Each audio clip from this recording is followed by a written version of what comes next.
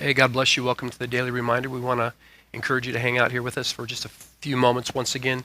This gives we here at New Hope City Church an opportunity to share a word, a verse, couple thoughts, something to bring some strength, hopefully a nugget that will carry you through the day.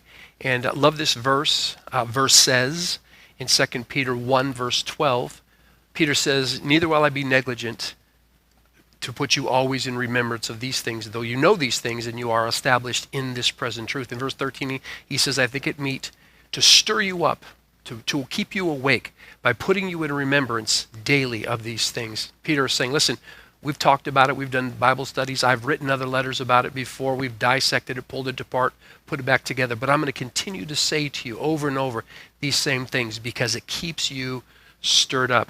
Jesus begins teaching in Matthew chapter 5 of the Mount of Beatitudes. He gets through chapter 6 toward the end of chapter 7. These are all life lessons. This teaches us how to live in godly character, godly position. It teaches us how to love our spouses. It teaches us how to be honorable and how to live life in a way that honors God. He says, I think it's in Matthew 5 verse 48, "Therefore be ye perfect as your Father in heaven is perfect." You know, that's the goal. We're moving towards Christ-likeness. We're never going to be perfect, but he wants us to be Christ-like.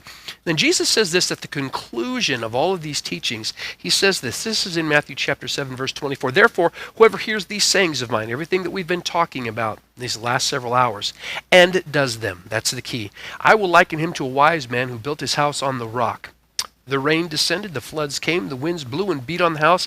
It did not fall, for it was founded on the rock. But everyone who hears these sayings of mine and does not do them will be like a foolish man who built his house on the sand. The rain descended, the floods came, the winds blew, it beat on the house, and it fell, and great was its fall." Obedience and practice to the Word of God lays a storm-resistant foundation of our life. Listen, it's not just being hearers. In James 1 and 22, "Be not hearers only, be doers of the word and not hearers only." Just hearing the word, letting it go in one ear and out the other, does not lay the foundation that is strong and secure and constant for you and I. Listen, life is it's a challenge. It is just a challenge. Jesus said in John chapter 16 and verse 33, "In the world you will have tribulation." In the world, you will have tribulation. A couple days ago, we were talking about the various trials that we face in this life. And James says when you face those trials, you need to count it all joy. This life brings with it some difficult moments, some trying moments. And this is what Jesus says. When the winds came, when the rain came, when the flood rose, the house that was built upon the rock, and he likened it unto the Christian, the man, the woman, that heard the word of God and were doers of the word of God. He said, I liken that person unto an individual who built his house upon the rock. Again, the rains came, the floods rose, the wind blew, and the house stood because the house was founded upon the rock.